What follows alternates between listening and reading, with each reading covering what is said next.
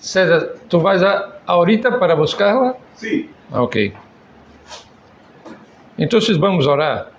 Yo voy a pedir que el hermano Joaquín ore por nosotros. Senhor Deus Padre, te alabamos e te bendecimos por tu graça sobre nosotros, por tu misericórdia que se ha renovado mientras dormíamos. El Senhor já propuso esse dia para que viviéramos de maneira digna. E aqui estamos com a graça do Senhor para prestar-te o culto devido a tu nome, santo nome, e também para receber as enseñanças de tu palavra por meio do estúdio aqui na escola dominical. Te alabamos por a vida de cada irmão que se dirige a este local. Todavia, aqueles que não há chegado, o Senhor os cubra com tu bendição e tu cuidado. E assim te agradecemos, em nome de Jesus, por esta oportunidade de, mais uma vez, conhecermos um pouco mais de tu caráter, por meio de tu palavra. Em nome de Jesus. Amém. Amém.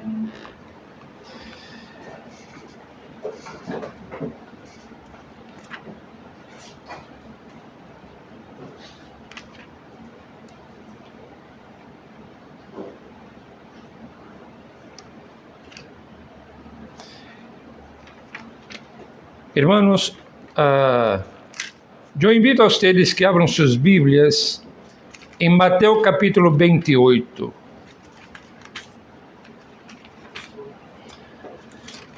E vamos a ler Mateus 28, del versículo 18 hasta 20.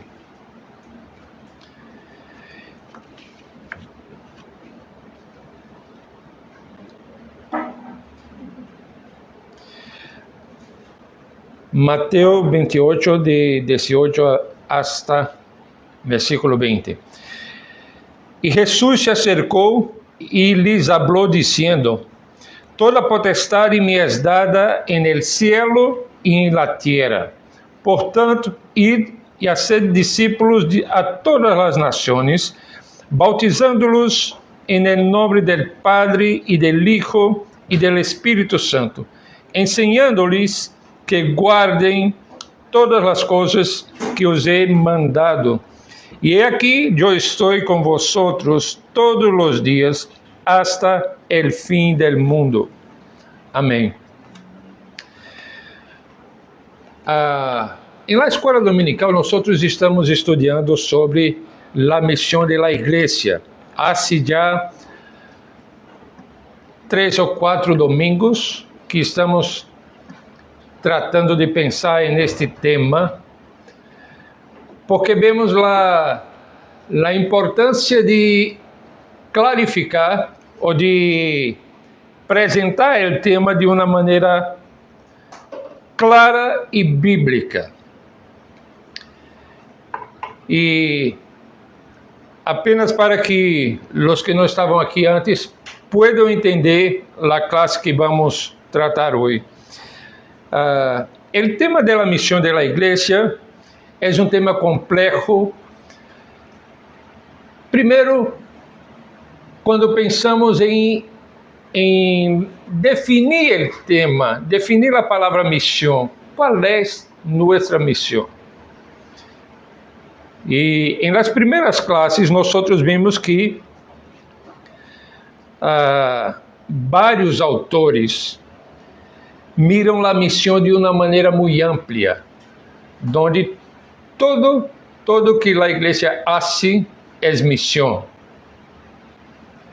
E há outros autores que dizem que a missão da igreja é algo muito específico. E a missão da igreja, para estes autores que dizem que a missão da igreja é algo muito específico, dado por Deus a su pueblo para que lo haga. E esses autores, então, vão tomar esse texto de Mateus e outros textos no Evangelho de Marcos, Lucas, Juan e também no livro de los Hechos, que indicam qual é essa tarefa específica. E a conclusão é que a tarefa específica que Deus deu a seu povo é predicar o evangelho a seus discípulos. Assim como temos descrito aqui, a seus discípulos, bautizando-los em nome do Padre, do Hijo e do Espírito Santo, ensinando-lhes que guardem todas as coisas que os he mandado. Pero essa perspectiva de uma tarefa muito específica não elimina as demais coisas que nós podemos fazer como cristianos, as buenas obras que nós podemos fazer. E nós entendemos biblicamente que nós não fomos salvos por las buenas obras que hacemos, pero nós fomos salvos para las buenas obras que Deus havia preparado de antemano para que pudiéramos hacê-las. Depois de poner um pouco mais claro qual é a missão da igreja, tratamos de temas, de conceitos que são bíblicos e muito importantes, como, por exemplo, o tema de reino de Deus, entendê-lo biblicamente, o que é. E biblicamente entendemos que nós não fomos chamados para construir ou estabelecer o reino de Deus, pero fomos chamados para reflejar os valores do reino de Deus. Quem construye o reino de Deus é Deus mesmo. E Jesus é o rei deste reino. Então, sacamos de nossas espaldas o peso de pensar que nós estamos aqui para construir o reino de Deus. Depois falamos da justiça social. E esse é um tema muito distorcionado. A compreensão bíblica de justiça social ha sido, a lo largo del tempo, influenciada por ideias marxistas, de que justiça social quer dizer equidade, que todos têm acesso a bens, a benefícios, a educação, a várias outras coisas, em la mesma proporção. Pero justiça social, desde um ponto de vista bíblico, não tem que ver com isto. Hemos visto que justiça social, desde um ponto de vista bíblico, tem que ver com não roubar, ser justo em los tratos com as pessoas, em los negócios. Justiça social, desde um ponto de vista bíblico, tem que ver com não beneficiar a uno mesmo em detrimento da pobreza. E depois vimos também o conceito de paz. E da mesma maneira que vimos o conceito de reino de Deus, a paz, desde um ponto de vista bíblico, não é ausência de conflitos, não é ausência de conflito interpersonal, como conflito entre as nações. Não quer dizer isso. Quer dizer, primeiramente, paz em la relação entre Deus e o ser humano. E de la mesma maneira que nós não podemos construir o reino de Deus, tampouco nós podemos estabelecer a paz perfeita em las relações humanas e tampouco em las relações entre as nações. Lo que podemos fazer é apontar hacia el príncipe de la paz, que é Jesucristo. Podemos apresentar o evangelho de la cruz, através do qual nós temos acesso à paz. Isso nós podemos fazer. Agora, o tema da classe de hoje tem que ver com nossas boas obras e com a grande comissão. Então,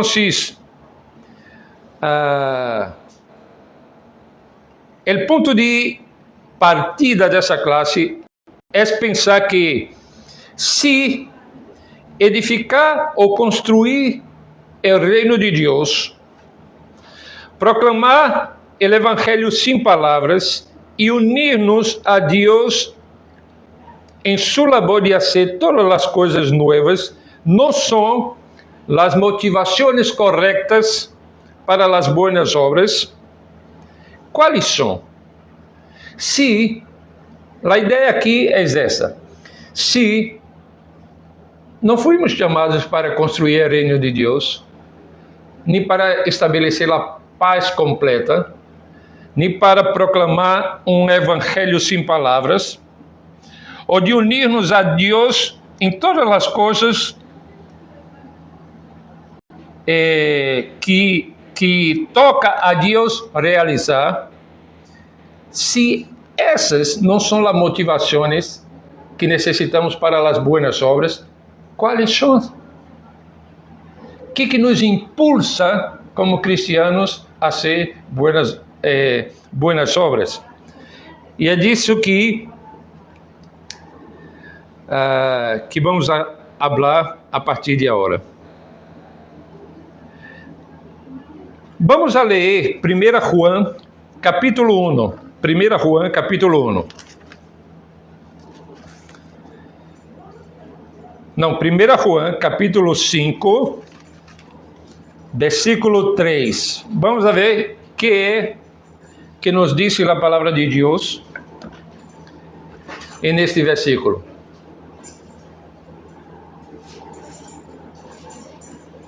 1 João, capítulo 5, versículo 3. Eu vou ler para vocês.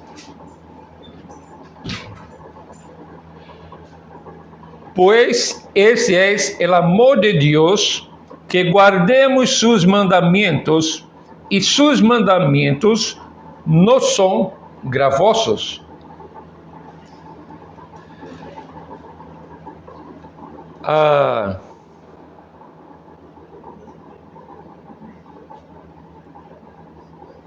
Vamos a ler também 1 João, capítulo 4, verso 19, para poder refletir um pouco nestes dois textos.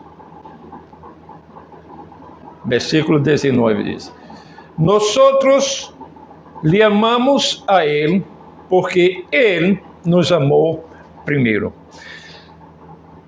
A primeira motivação, desde um ponto de vista bíblico, que deve impulsionar-nos a ser boas obras,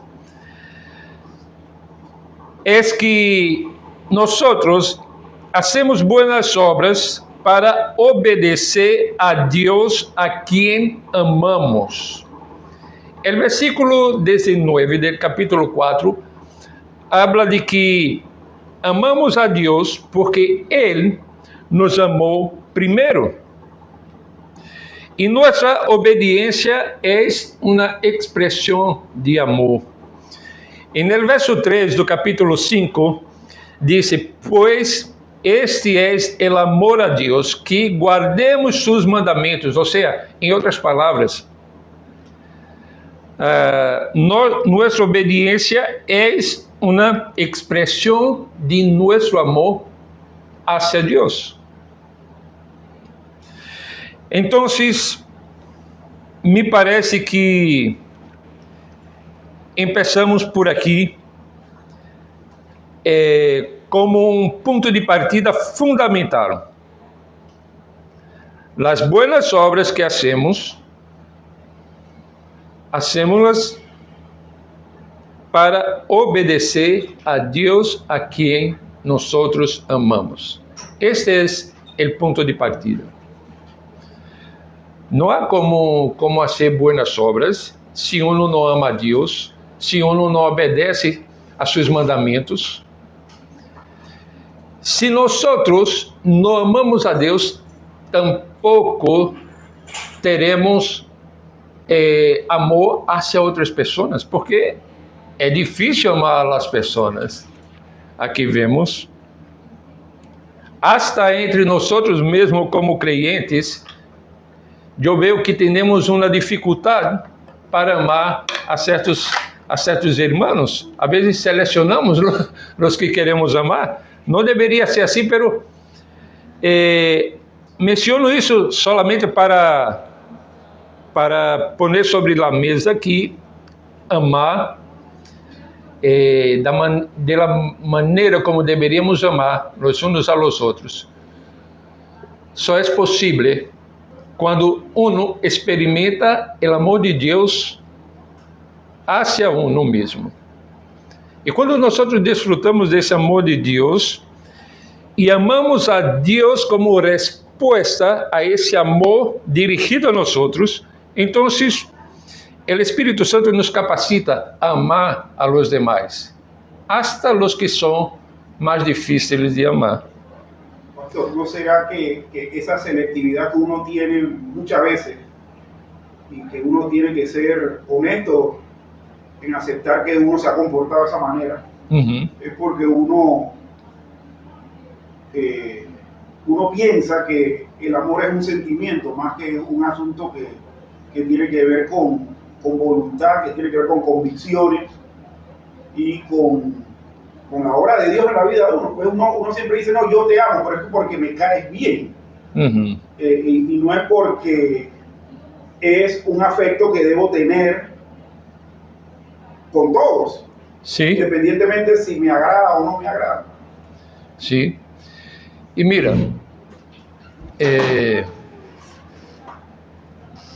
yo pienso, e assim também entendo através das Escrituras, que o amor não está simplesmente fundamentado em sentimento. E se entendemos que o amor está fundamentado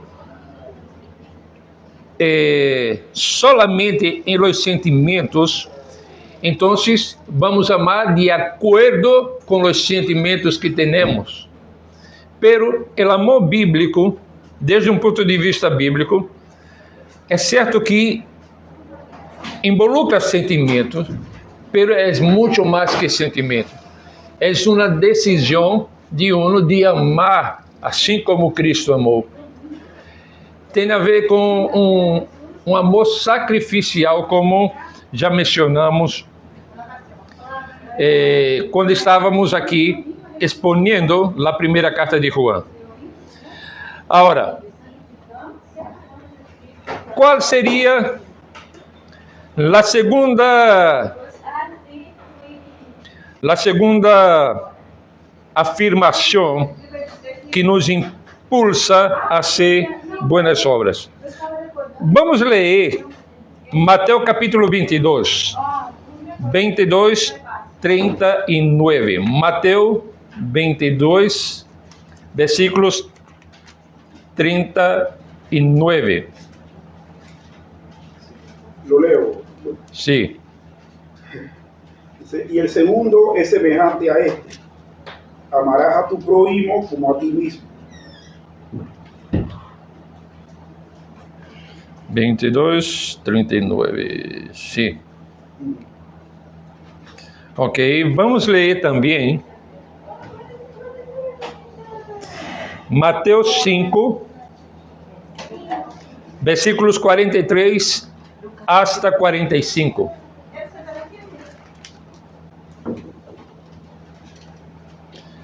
Mateus 5, 43... 5, 43 a 40 ¿qué? 45. 43 a 45. Oíste que fue dicho, amarás a tu prójimo y aborrecerás a tu enemigo. Pero yo os digo, amad a vuestro enemigo, bendecid a los que os maldicen, haced bien a los que os aborrecen, y orad por los que os ultrajan y os persigan, para que seáis hijos de vuestro Padre que está en los cielos, que hace salir su sol sobre malos y buenos, y que hace llover sobre justo e injusto. Com base nesses dois textos, que poderíamos dizer que seria a segunda razão que temos nós para fazer boas obras?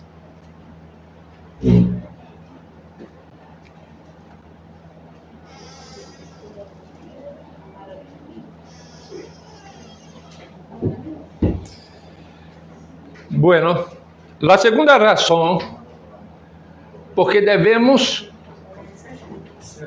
fazer boas obras está en el hecho de como estes versículos describem o amor ao prójimo. Hacemos boas obras porque amamos a nosso prójimo. Essa seria a afirmação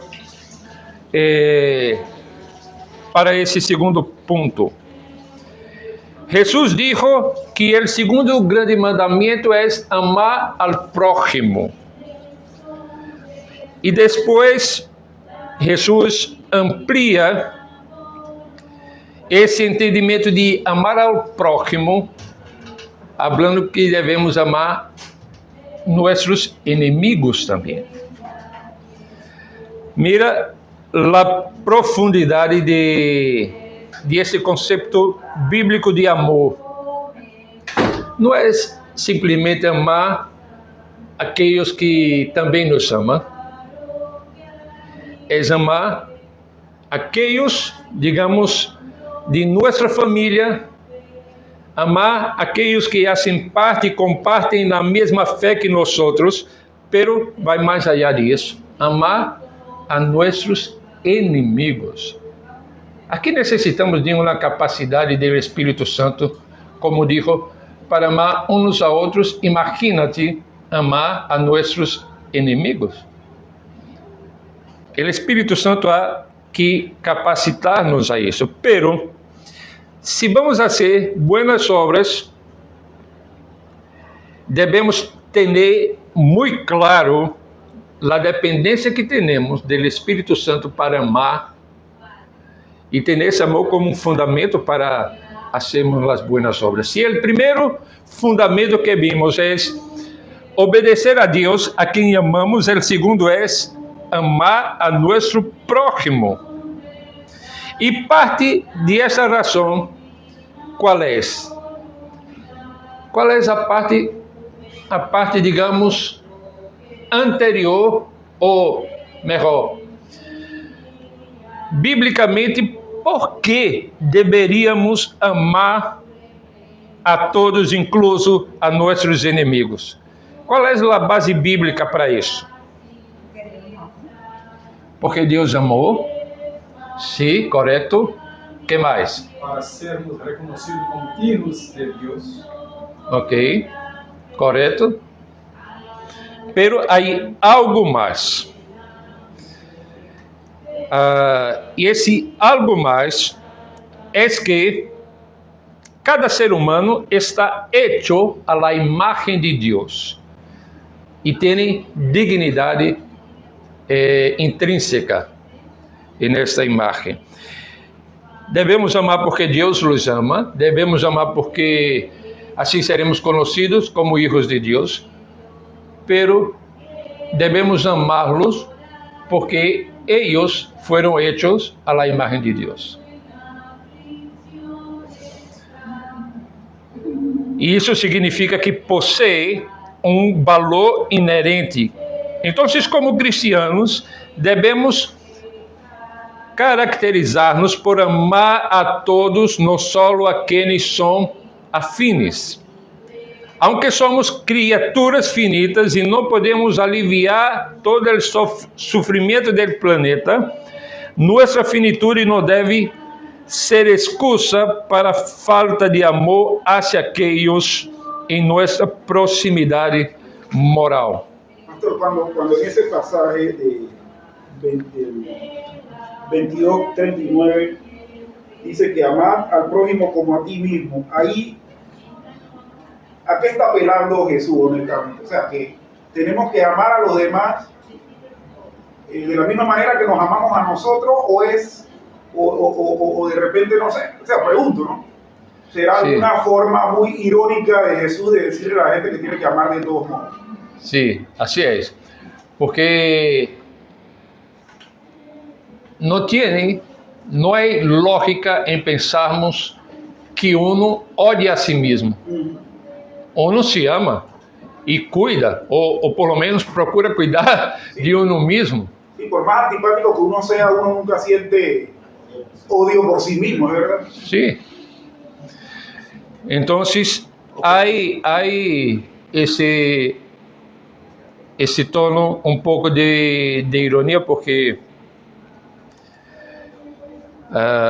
sería muy raro ver una persona que se odia, se lastima, se daña-se a sí mismo o cosas así. Es una persona que no está Bien de la cabeza.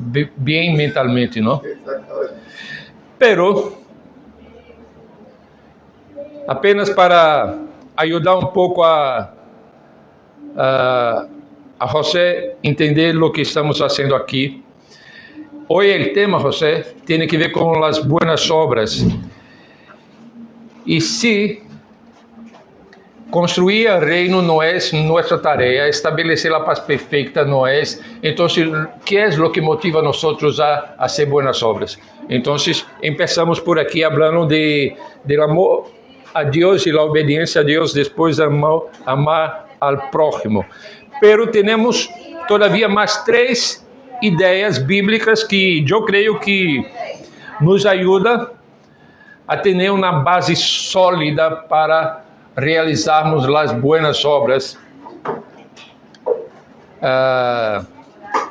enquanto salimos e predicamos também o Evangelho.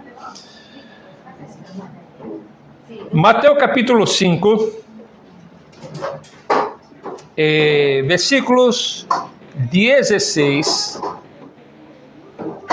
versículo 13 e versículo 16. Vamos a ler.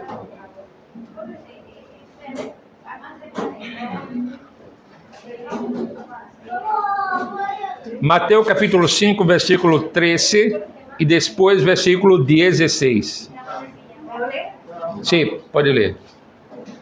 Y dejando a Nazaret, vino y habitó en Capernaum, ciudad marítima en la región. No, Mateus, permiso, Mateus capítulo 5, Ajá. versículo 13. 13. 13. Mateus 5, 5:13, perdón. Sí, sí. Perdón. Vosotros sois la sal de la tierra, pero si la sal se desvaneciere, ¿con qué será salada? No sirve más para nada, sino para ser echada fuera y hollada por los hombres. Ahora el verso de número 16. Así alumbre vuestra luz delante de los hombres, para que vean vuestras buenas obras y glorifiquen a vuestro Padre que está en los cielos. Gracias. Hacia dónde apuntan esses versículos que acabamos de ler? El versículo 16, Jesús instruyó diciendo: así alumbre vuestra luz delante de los hombres para que vean vuestras buenas obras y glorifiquen a vuestro Padre que está en los cielos.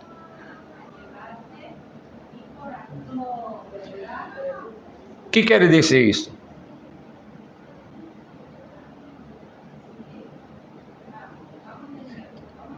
Tanto lo de la sal como la de la luz. Sí.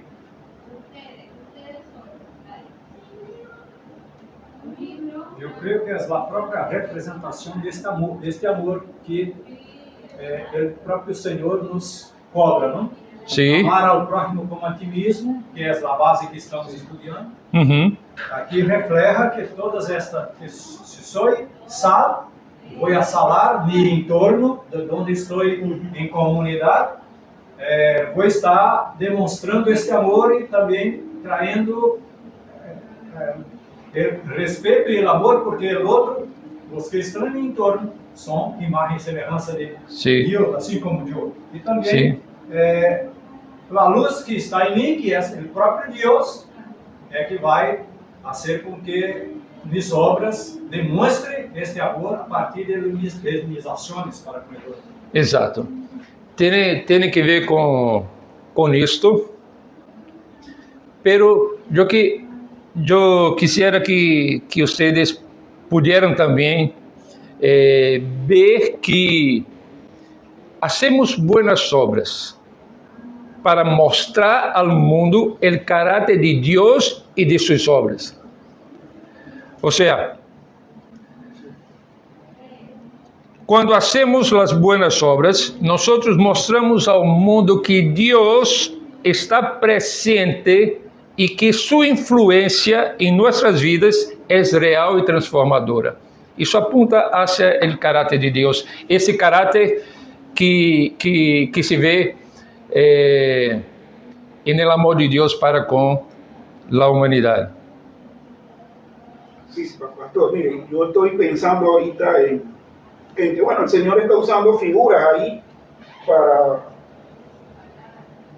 ¿cómo le digo? Para poder, Aclarar, decir así. exacto, poder mostrar una verdad mayor. Sí, Y yo sé que en la antigüedad, en el caso muy particular de la sal, o sea, la sal no solamente era un condimento, que es lo que nosotros ahorita en la actualidad pensamos, no, la sal es para darle sabor, pero la sal realmente era un preservante.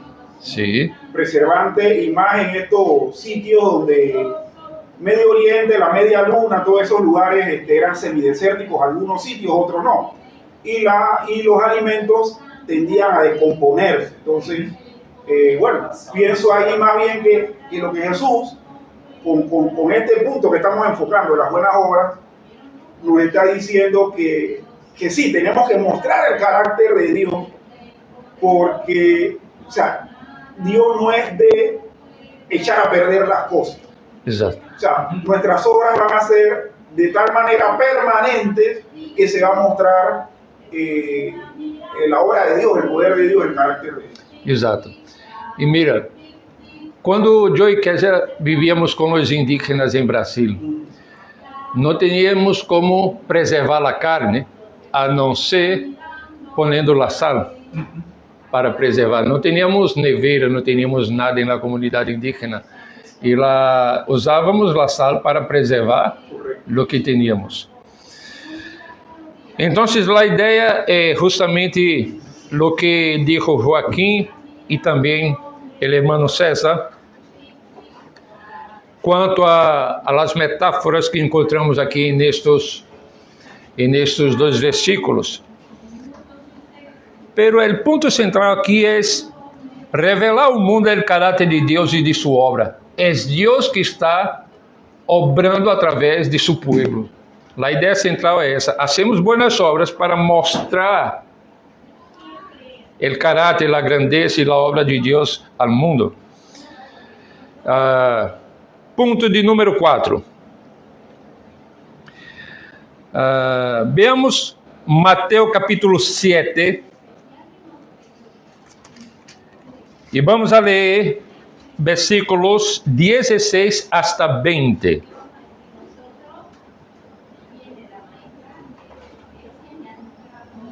Sí, lo leo. Ok. Por sus frutos los conoceréis. ¿Acaso se recogen uvas de los espinos o higos de los abrojos? Así, todo buen árbol da buenos frutos, pero el árbol malo da malos frutos. No puede el buen árbol dar malos frutos, ni el árbol malo dar buenos frutos. Todo árbol que no da buen fruto es cortado y echado en el fuego. Así que por sus frutos los conoceréis. Ok. Então, a partir de aqui podemos pensar que hacemos buenas obras porque são o fruto do Espírito que obra em nós. E aqui, no texto que César acabou de ler, nos dice que las buenas obras son el resultado natural de una fe genuina.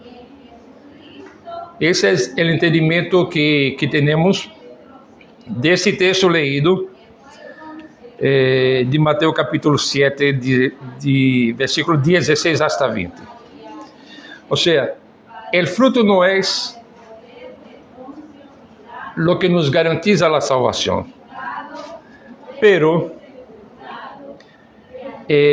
se o Espírito Santo habita em nós, se o Espírito Santo habita em nós, nossas vidas produzirão frutos de buenas obras, como, por exemplo, o amor, gozo, paz, paciência. A lista que temos lá em Gálatas capítulo 5, versículos 22 e 23. E se vamos a Santiago, em el capítulo 2, verso 26, Santiago vai dizer: la fé sin obras es muerta. Entonces, además que o apóstolo Pablo também, em Efésios capítulo 2, verso 10, vai a dizer que somos hechura suya, criados em Cristo Jesus para buenas obras. E essas buenas obras que Deus preparou de antemano para que pudiéramos fazê-la. Então, hacemos buenas obras, não porque somos buenas pessoas, pero porque são fruto do Espírito que obra em nós. Agora, o quinto ponto acerca de las buenas obras.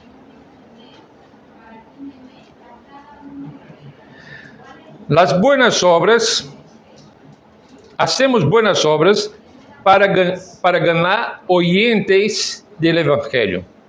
Mira, las buenas obras no son un truco para evangelizar, sino una expresión de compasión holística. Não é inconsistente amar alguém proveyendo para suas necessidades físicas e, ao mesmo tempo, amar-lhe a um nível superior compartilhando o Evangelho.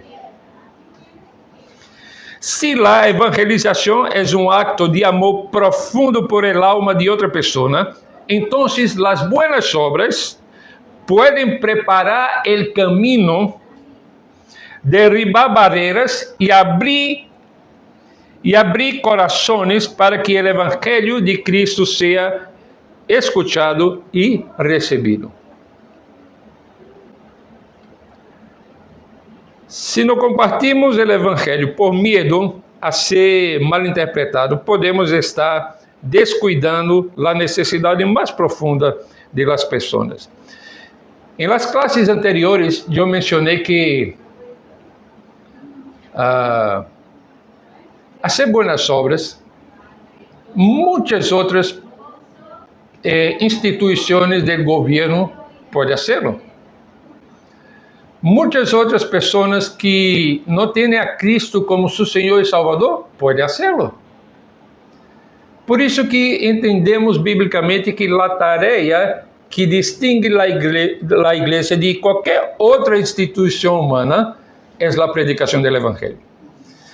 Predicamos o Evangelho porque entendemos a realidade de quem é o homem sem Deus, em que estado se encontra. Estão perdidos, vão ao inferno se não conhecem a Deus, não conhecem a Cristo através da predicação do Evangelho. Pero o outro lado da moneda cristiana são as buenas obras. E à medida que hacemos buenas obras,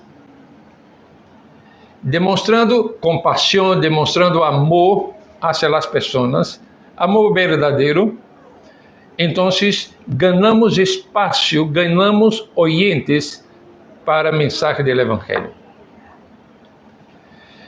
Quando fomos a trabalhar com os indígenas, eles sabiam que nós éramos missioneiros e de pronto disseram: quando vamos atender um culto? Pero, aunque empezamos o trabalho como educadores em la comunidade indígena, empezamos também como tradutores de la Bíblia, hacemos el culto, la evangelização, pero lo que mais marcou la comunidade, además de la compreensão do evangelho, foi a tarefa de alfabetização, a contribuição que demos à la comunidade através disso marcou profundamente, porque não só pela tarefa em si, por a amistade que construímos juntos e uma identificação e respeito mútuo.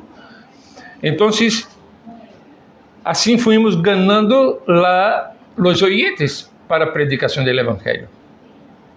Porque, de hecho, Deus nos capacitou a amá-los e a desenvolver as tarefas que tínhamos que fazer, com sinceridade e com transparência. Então, teníamos a liberdade de predicar o Evangelho a qualquer família em la comunidade indígena. Pastor, yo quiero poner un ejemplo. Sí, cuando yo era niño,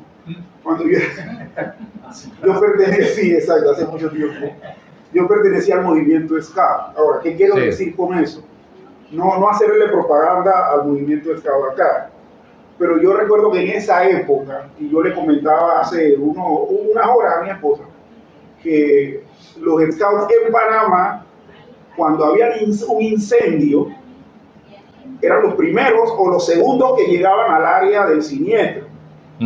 Cuando había algún evento de tipo masivo donde se tenía que tener, ¿cómo le digo?, voluntarios para que ayudaran, estaban ahí los Scouts.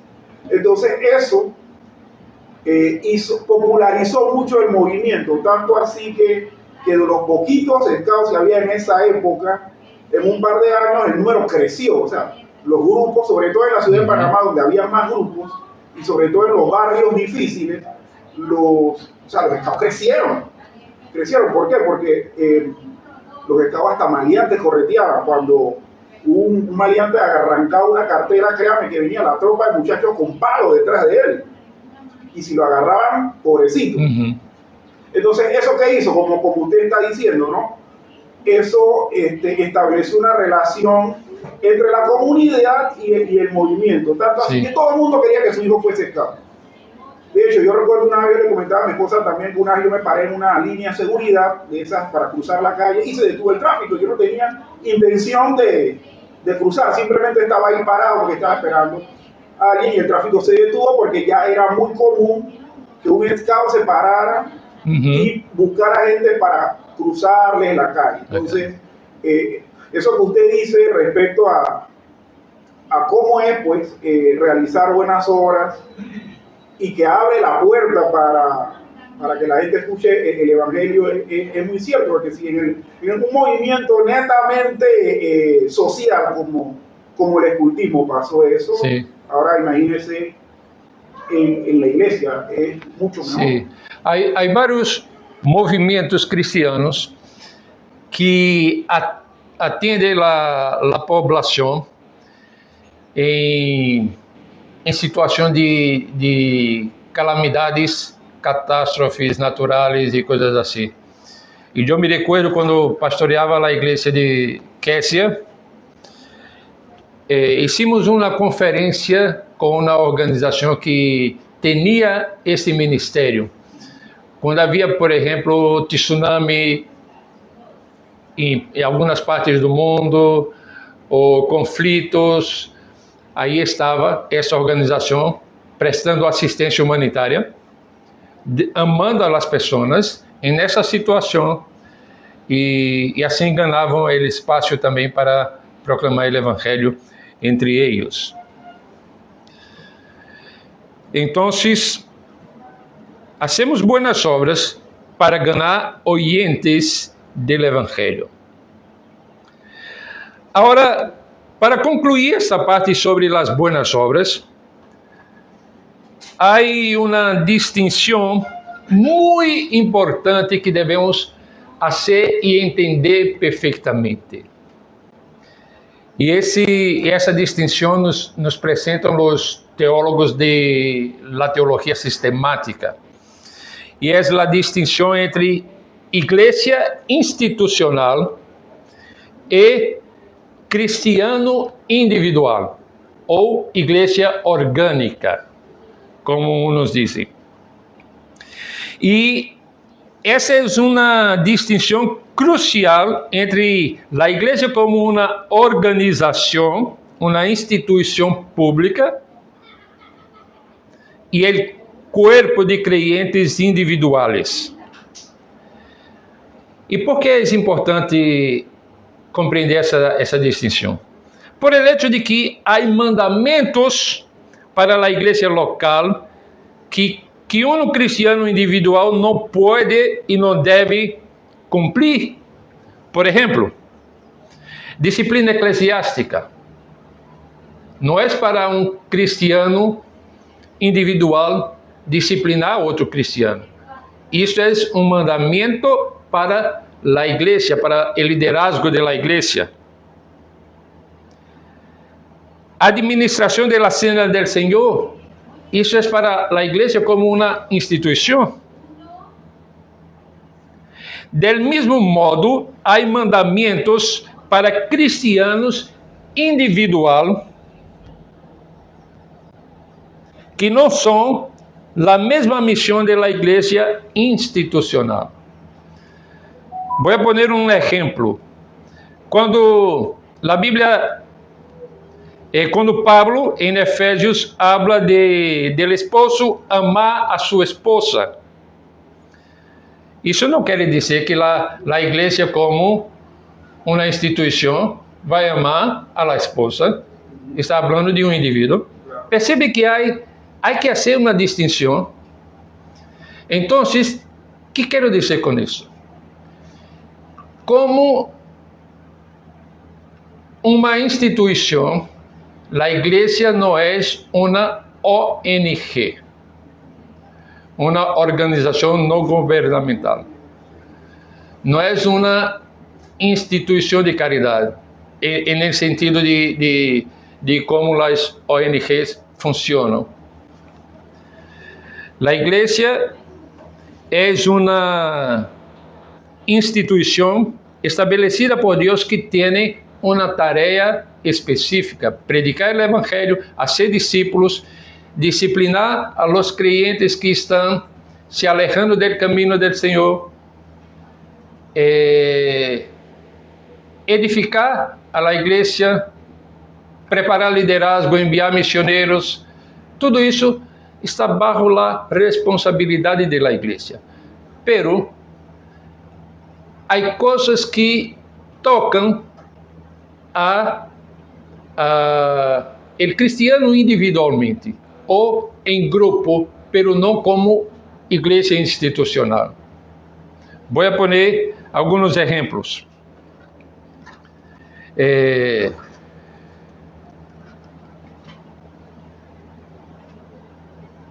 El tema de medio ambiente, tenemos la hermana con nosotros aquí, Magdieles, que tiene trabajado en este tema. Esta es una tarea que nosotros como creyentes podemos y debemos involucrarnos. Pero bíblicamente no se espera que la iglesia como institución tome para sí la tarea de un papel activista extremo como vemos en el mundo. No, si hay hermanos en la iglesia que Dios ha dado conocimiento en el área, ha dado habilidades, estos hermanos podem desarrollar atividades mirando o meio ambiente e o cuidado que o cristiano deve ter, pode desenvolver educação ambiental e várias outras coisas, para que a igreja, como uma instituição, que os irmãos todos possam ter esta consciência, porque há pequenas coisas que nós podemos fazer individualmente. Por exemplo, e aqui a irmã Magdieles pode dar muito mais exemplos do que este. Pero, se eu como cristiano, em minha casa, empiezo a separar a basura de la maneira correta, já vou contribuir de alguma maneira para o cuidado com o meio ambiente. Podemos ter um espaço em la igreja para aprender biblicamente sobre o tema, podemos, mas o que quero dizer é que tomei só o exemplo de la irmã, porque é o que me veio em la cabeça de pronto. Pero poderíamos pensar en el tema de la política. La iglesia, en cuanto a una institución, ella no va a tomar o a meter-se en la política como una institución que tiene un partido o alguna cosa. Pero hay hermanos en la iglesia que são chamados a atuar em área da política. Qual é a responsabilidade da igreja com isso? Capacitá-lo a que esteja aí mirando este campo da atividade pública desde uma perspectiva bíblica e teológica, para que puedan resistir lo más que sea posible a ese sistema pervertido y corrupto que tenemos. Entonces, percebe lo que quiero decir? No quiero decir que el tema del medio ambiente no sea responsabilidad nuestra, pero no es como iglesia. Yo no voy a salir como pastor de la iglesia con todo el pueblo de Dios haciendo manifestações ou protestas sobre o meio ambiente e apelando por políticas ambientais. Não. Pero se há irmãos que têm interesse e capacidade, que lo capacitemos biblicamente e teologicamente para hacerlo. E que lo apoyemos de alguma maneira, criando os espaços, abrindo as oportunidades. Se algum irmão quer ofrendar para algum evento, alguma coisa, podemos incentivá-lo, pero como igreja não é o papel. Não foi a isto que Deus nos chamou de maneira específica. De maneira específica. Es que se descuida su misión, pastor. Yo recuerdo yo no sé si murió o todavía vive en Estados Unidos, el famoso reverendo Jesse Jackson, que de lo que yo recuerde, y porque desde que yo era niño, imagínense, hace 50 y tantos años, yo ando escuchando que Jesse Jackson, el reverendo, era activista político, aspiró a la presidencia y todo lo demás, pero nunca lo escuché en algún discurso cristiano, o sea, todo era político. O sea, él prácticamente descuidó su ministerio, porque siempre usaba el título de reverendo. Sí. Mira, y en Brasil hay varios pastores que tomam para si esse ativismo político e isso mescla as coisas e perde a credibilidade dependendo de para que lado é a tendência do pastor. Por exemplo, mirem a realidade política em Brasil. Um partido político chamado Partido de los Trabajadores é um partido de esquerda. Sim, é um partido de esquerda. E eles estão oferecendo um curso para acercar-se a los evangélicos. Então, estão oferecendo um curso sobre fé e democracia. E há pastores que são ativistas de esquerda que foram invitados a ser os professores. Imagínate hasta que ponto um pastor pode comprometer seu ministério quando se torna um ativista político. Fala, Abraham. Como? Hay pastores de derecha que hacen lo mismo. Sim, há pastores de direita que fazem o mesmo. Pero para mim, eu mencionei esse de esquerda porque para proponer um curso para acercar-se a los cristianos com uma ideia marxista para ganhar votos. Pero tanto de direita como de esquerda, ou seja lo que seja a posição política, o pastor não deve ser um ativista político. Lo que deve ser en el púlpito é dar instrução bíblica a los hermanos, pero não en el sentido de assumir del púlpito uma posição. Pero mirar as escrituras, ¿qué dicen las escrituras? Que como as escrituras orientam a nós como cristianos para elegir os que estão em uma campanha política. Bueno, podríamos falar de outros exemplos, pero creio que esses dois são suficientes. Eu não logrei concluir hoje o tema, então, próximo domingo vamos concluir esta série sobre qual é a missão da igreja. E aqui, na próxima classe, vamos então apresentar o conceito bíblico de missão, como nos perguntava na primeira classe José, não? Sobre o conceito que os autores estavam apresentando. E eu apresentei de uma maneira resumida, pero na próxima classe podemos trabalhar com mais clareza acerca disso. Vamos orar e concluir a escola dominical. Temos o café e depois, em seguida, vamos atender nosso culto. José, ora por nós, por favor. Oremos.